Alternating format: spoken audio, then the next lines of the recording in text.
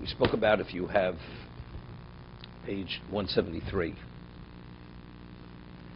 right? One puts some type of tapestry under the schach. Spreads, soda means a sheet. If it's to decorate, to enhance the sukkah, if it's within 4 tefachim of the schach, it's valid. If there's a distance of 4, it's a problem. And if it's not for the sake of beautification, even if it's within, even if it's literally touching the schach, it's a problem. Because it's not subsumed by the schach. Okay?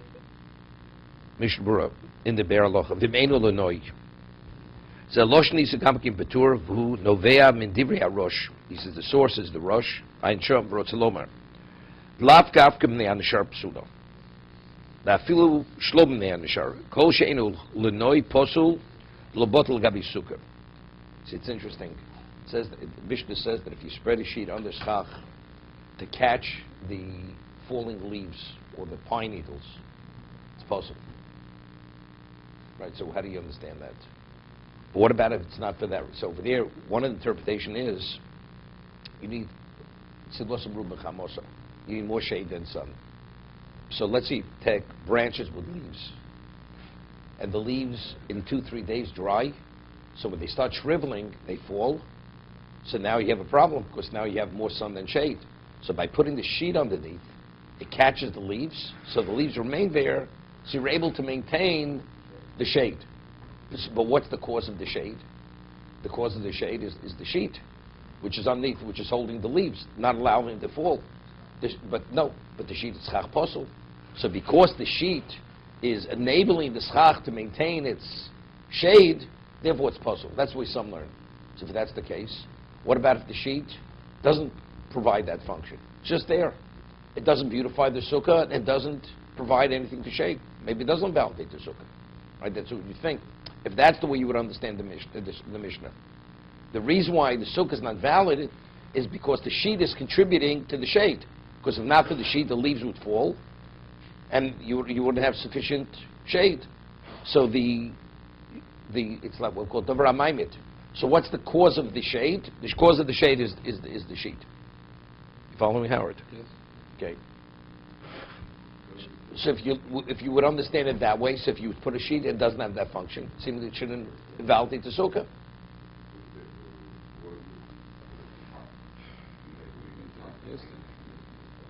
Right, you would think it would be kosher, right?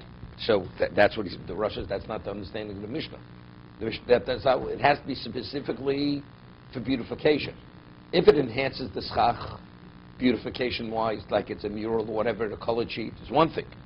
The kol bazeh peiros asodin k'dei lenagvo to tzorach habeged posul. What about if a person hangs his garment? He wants to just dry the garment under the schach. V'tzorchion l'fizeh soser aturas atzm simin zeh posach l'tzorach habeged posul. So sim tov reish chav tes mukach tzvirlei l'tzorach habeged shori. Okay, leave that. Al shulchan aruch atzma after hu heti gam kim b'sof sim tov reish chav tes. Loshen atur chav bevari l'hokel al pashas achilo lokosh devsher devar v'shom lokoi rak l'divrei yeshomrim dushit Rabbeinu Tam. They vari shori l'tzorach habeged v'shekosvu achronim. See, that's what I told you was Rabbeinu Tam. Rabbeinu Tam learns the Mishnah that if the sheet contributes to the shade by not allowing the leaves to fall, that's when it invalidates it. But if the schach retains its shade, independent of anything, you can put a sheet underneath. That's what I said. This is the Rabbeinu Tam. You can close the awning, this kind of thing, or have the underneath. You can put the sheet underneath to protect you. Avalatur lo zochar. Shomrak de'ezub levot kosher. Okay?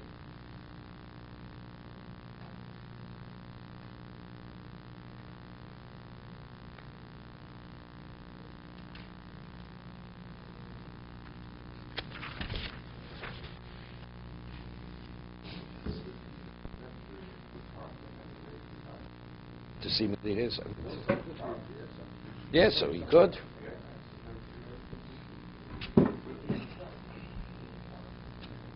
No question. We have to get to Tov Reish Chav Tes. That's where it's discussed.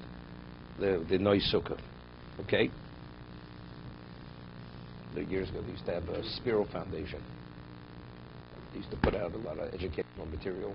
So every sukkah had a birchas hamazon, very large plastic, yellow plastic, must have been like 4 feet by 3 feet. Birchas hamazon printed on it, and you'd put it on the wall of the sukkah. Every sukkah had it, right? Spiro Foundation. The Hasidic communities, they didn't have it. Okay, they knew benching by heart. They didn't need it on the wall. Okay, maybe it was even more than that. So you put such a thing under the schach, right? You waterproof the sukkah. Shouldn't be a problem according to this. Okay, let's see the next siman. Sukkah tachas sukkah. Sukkah shetachas sukkah. Elyonik sheiro v'tachtonik psula. You have a duplex sukkah. The upper sukkah is valid, right? Why shouldn't it be valid? You measure the distance from floor to ceiling. So if the upper ceiling is nothing above the schach, so it's a valid sukkah. That it's on top of another sukkah is not a problem. When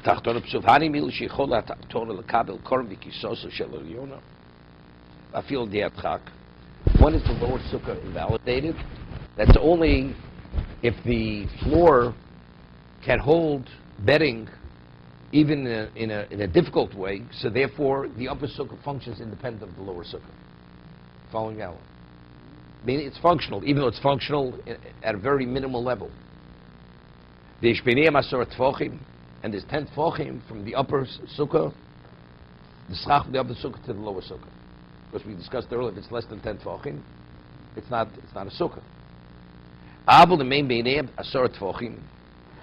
But if they're less than 10 tfochim, you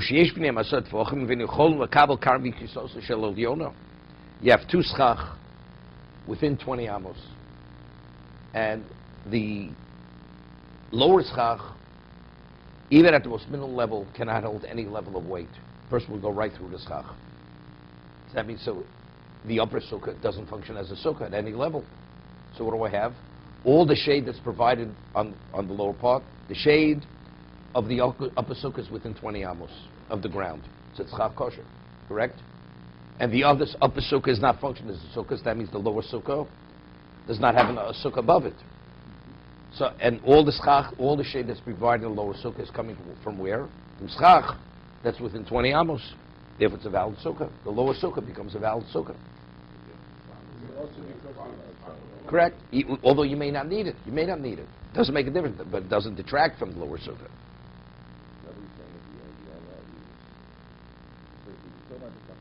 No. But the bottom one we said is possible. Right. But if the lower, what about the low? There is no 10th tefach between them, or there is, but the ceiling of the floor of the upper sukkah cannot hold any degree of weight. That means it's not functional. Then the lower sukkah is kosher. I thought Amy was on the upper sukkah was on the lower sukkah. No. Ksos of the what's his name? Of the Oyona. That's what it means. So that means the upper sukkah cannot function. Even minimal weight would come through the floor. That means the upper sukkah is not functional. Correct? But the lower sukkah can't accommodate that. Well, that means the schach of the lower sukkah. The floor of the schach of the lower sukkah cannot accommodate the weight of the upper sukkah. Here. Shel el yono. What does that mean? It cannot accommodate the bedding of the upper sukkah. Which part of the lower sukkah can accommodate? The schach, where do you put the bedding? The person standing on the schach of the of the lower sukkah. That's the floor. Even on a minimal level, it cannot accommodate it.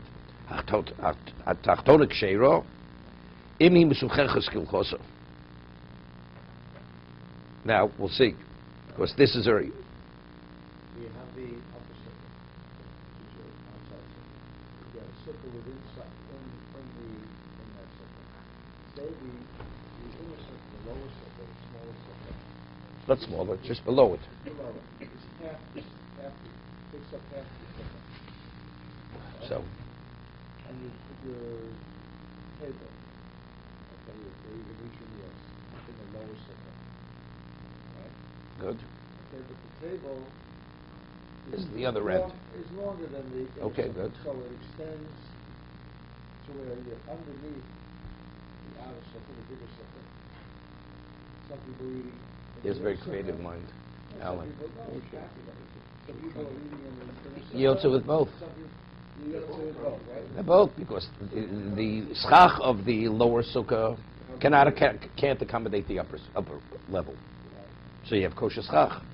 And the table which extends where there's no covering, you only have the upper covering, but if the upper covering provides sufficient shade, so you're in a sukkah. 20 amos is long. No problem. Okay? But over this is a little ambiguous over here, he says. He says, the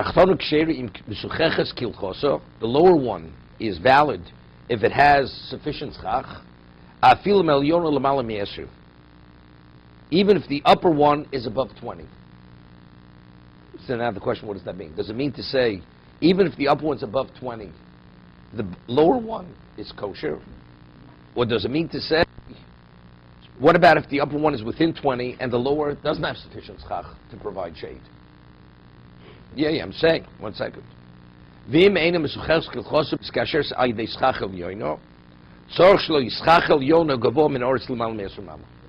now he's clarifying what he meant. Right? So if you don't have sufficient schach on the lower level, and the upper level has to supplement these lower to provide shade, and we're speaking about the lower schach cannot accommodate any level of weight. So then we combine the upper with the lower. Right? Because the upper schach is within 20 amos, it's within a kosher range, so therefore can contribute to the lower schach to provide valid shade. It's clear. You have it. Is within 20. Doesn't make a difference. Usually combined. No. The only level, there's halacha, the wall of the sukkah has to touch the schach. Has to touch the schach. So let's say you have the schach aligned above the wall of the sukkah and they're 5 feet from the top of the wall to the schach. It's valid. And the wall is 10 tefachim. Right? Because we have a principle known as good asik. We extend the sukkah upward. It's not lofa. It's another principle. What about if the wall, but the wall has to be on the ground? What happens if there's 3 tefachim between the bottom of the sukkah, the wall, and the ground? It's not valid. Because the Torah says the wall has to stand on the ground. If it's within 3 tefachim, that's the principle of lovud. That's called good achis. The achis in Aramaic means down. Asik means up. Extending it up. If I have a functional wall which is 10 tefachim, you extend it straight up. As long as the schach is aligned with the top of the wall. Achis, you don't lower it. So what is the principle? So, but there's another principle. If it's within 3 tefachim of the ground, it's called lovud. We see it attached to the ground. It's even more than attached. You see it extended. Because let's say you have a mechitza has to be 10 tefachim. Let's say the wall, you have a frame and you nail on a plywood, plank of plywood on the frame. And the plywood is only 8 tefachim. 8 tefachim. And you have a space of 2 tefachim from the bottom of the plywood to the ground. Is that a valid mechitza? If you say you only just close the gap and you see that plank of wood on the ground, it's still not valid. You still only have 8 tefachim of wall, right, of plywood. But if you say you extend it downward, so that I have 10 tefachim, and the halacha is you do, it's considered you have 10. Was it's less than 3? Okay? None of this relates to my question. All this is to indicate that your question is not a question. If you have 2 ceilings, spot, where each is kosher in terms of the material, but neither provides more shade than some. You have to combine them. You have to combine them. How do you? Why can't I combine them? Because they're far apart. So what if they're far apart? We have a principle you can't No. That's exactly what I'm saying. If you have to establish a mechitza is 10 tefachim. Do you have 10? Calculate it. You don't have 10 tefachim. Because that's because you have another principle. Well, so the principle corrects the problem. And that principle has Wait, so therefore 3 tefachim. Okay, one second. Right? Here, the Torah says, what provides shade? Let me ask you a question. Let's say you have a sukkah and you have schach way above it. Way above it. You don't have a double layer of schach. Let's see. No, let's see. Yeah, it's aligned with the walls, but the schach is in the center. In the center. And it's 19 tefachim above. 19 amos above the ground. Are you permitted to sit in the sukkah? Everything, walls and everything. Are you permitted? Why not? But there's more than 3 tefachim from the schach to the floor. See, it's not a problem. I have a double layer of schach. Neither provides sufficient shade. They're both within 20 amos. Am I sitting under schach, which is kosher, which provides more shade than sun? It's irrelevant that it's separate. Why do they have to be attached to one another?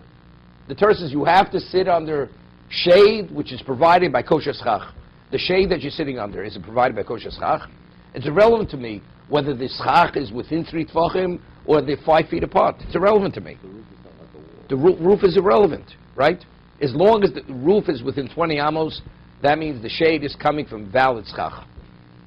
It's where you sit. Under what are you sitting? On the shade that's being provided by kosher schach. That's what the Torah requires. Doesn't say the schach has to be touching one another. If the schach has to be one entity of schach, then you're right. Correct? So then you have to attach it. There's no need for attachment. You have to sit under. You have to sit within so many walls where the shade is provided by kosher schach. Is it provided by kosher schach? Yeah.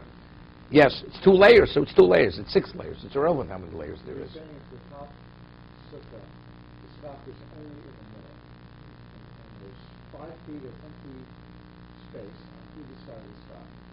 That because they are lacking The in inner walls. sukkah- No. The inner sukkah has schach, which is only 5 feet from the wall to the middle. You can add those 2 schachs together and make it 6. No. Let's use schach going into the sukkah. It just provides. It doesn't provide sufficient shade. You only have shade in the center, and it's away from the walls. It's not valid. The walls have to touch the schach that provides the shade. Right? It's not. What I'm saying is the inner sukkah, the schach is from the wall to the middle. And then the upper sukkah has schach which is only in the middle. The wall of the other sukkah is the same wall as the lower sukkah. Let's say it's the same wall, Right, the same wall. except it's a duplex. Right. So the duplex in the bottom. But what here we're speaking about, each schach does not provide sufficient shade. Right. So I have to combine them. What's the word combine? Combine doesn't mean I have to attach them. Each one can contribute to the shade which for the location where the person's sitting. So that, even though what's misleading, it's the combining. It's not you combining them. You're attaching the schach. Each one could contribute to the shade that's within these walls of the sukkah. That's what it means. That's what I'm asking. They don't I'm have to saying be for the inner sukkah. The lower sukkah, not the the lower, okay, the lower sukkah, the schach goes from the wall to the middle. What do you mean? Covers everything. Each layer does not provide sufficient shade. Together they supply sufficient shade. Make it simple. It's valid. As long as the upper schach is within 20 amos of the ground of the lower one, of the floor of the lower. So why do we invalidate the double decker sukkah? Because If the upper it's functional. If the upper is if the upper is functional, if the upper schach is within 20 of the lower floor. Right. What do we invalidate? Why do we invalidate that? Because the Torah says you should sit within 1 sukkah, not within 2 sukkahs. Where does the Torah say? That we had that earlier. Because it says sukkas, it's written samach kaf. The vav is deleted. So from there we learn you should sit within 1 sukkah, not within 2 sukkahs. So if the up, There's nothing wrong with the schach. It's because you're in 2 sukkahs. exactly. That's the basis for the invalidation.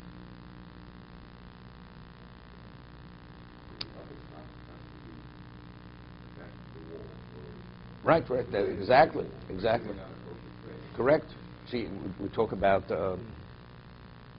correct, I mean, we have to Dofen Hakuma, right, you have cases of Dofen Hakuma, right, the wall is, it's called the bent wall, right? We have a case we discuss. I mean, which is it's a Mishnah. You have a removable roof, right? Like in some kitchens, you have it's like a bubble, a plexiglass bubble. Okay, I remember that. And they open it and they put schach over it. But the schach, the bubble, the plex is in the center of the ceiling. So if you measure from the wall to the center, it could be 3 feet or 4 feet. And all around, it's in the center. The center is large enough. Minimally, it's 7 by 7. Well, let's say it's 5 by 5, the center. But if you measure from the wall to the center, it's 4 feet from the wall till you get to the schach. So if that's the case, it's more than lavod. The walls are not touching the schach. So Mora says, is a halacha Sinai that as long as it's within 4 amos, the schach is within 4 amos of the wall, you see the wall as a bent wall. The ceiling we see as an extension of the wall. As if the wall bent, as long as it's within 4 amos of the schach. 4 amos. No, 4 amos is, let's say 6 feet. So if you have 6 feet all around, although it's that distance from the vertical wall, it doesn't. It's a valid sukkah, fully functional. Sitting under the 6 feet. No, if you're sitting on. No, it's like sitting under the wall. It's not valid. You have to sit under the schach. You have to sit under the schach. Correct. You have to sit under the schach.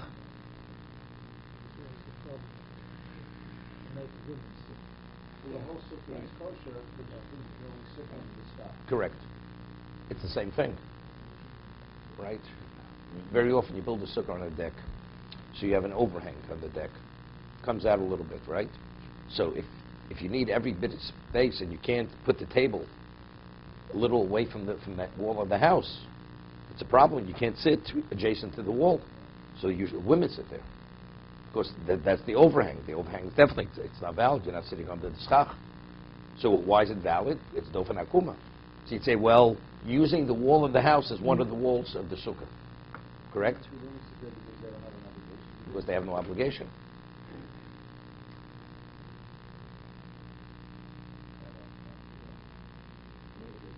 Flies very well.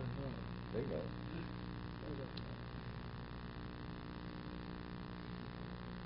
If it's cold, they go in the house. It's okay. Okay?